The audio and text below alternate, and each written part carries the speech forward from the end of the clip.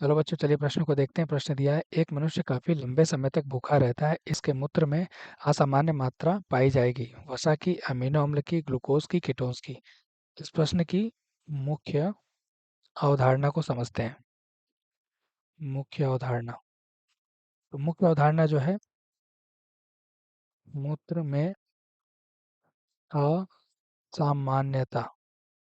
असामान्यता यानी सामान्य से कहीं कुछ अलग होता है यहाँ पे। तो अगर हम बात करें लंबे समय तक भूखा, अगर कोई भी व्यक्ति लंबे समय तक भूखा है तो इसका मतलब उसने समय पर भोजन नहीं लिया।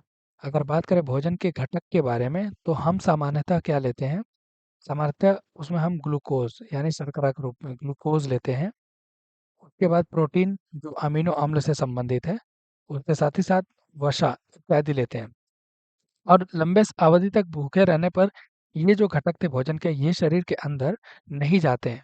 लेकिन शरीर को ऊर्जा देने की अगर हम बात करें तो जो वसा संग्रहित होते हैं, वसा का जो संग्रहण होता है, यह क्या करते हैं?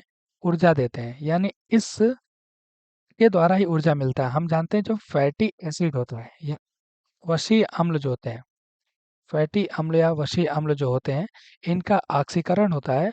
और इनके ऑक्सीकरण की वजह से कीटोन या कीटोन बॉडी का निर्माण होता है, क्योंकि हम जानते हैं कि यह संग्रहित रूप से जो वसा होते हैं ये ऊर्जा देने का कार्य करते हैं। अब ये कीटोन जो होते हैं सामान्यतः ये हमेशा मुक्त होते हैं, लेकिन लंबे अवधि तक भूखे रहने के कारण ये फिर से वृक्क के द्वारा पुनः अवशोषित नहीं हो पाते हैं, जिसकी वजह से मूत्र में इनकी मात्रा काफी अधिक देखने को मिलती है। तो अगर हम बात करें विकल्पों की तो वसा की ये नहीं होगा, क्योंकि वसा का ही ऑक्सीकरण होता है और इस वक्त कीटोन में ये परिवर्तित हो जाते हैं। अमीनो अम्ल नहीं होगा, क्योंकि हम जानते हैं कि यह किसी प्रकार का ऊर्जा नहीं देते हैं, अमीनो अम्ल या प्रोटीन। ग्लूकोज नहीं होगा, क्योंकि भोजन का सबसे प्रमुख घटक ये होता है और यहाँ पर हमने देखा कि कोई भी व्यक्ति काफी दिन से भूखा रहता है या काफी देर से भूखा है। सही उत्तर हो जाएगा हमारा विकल्प डी। आशा करते हैं इस प्रश्न का उत्तर आपको समझ में आया होगा। धन्यवाद।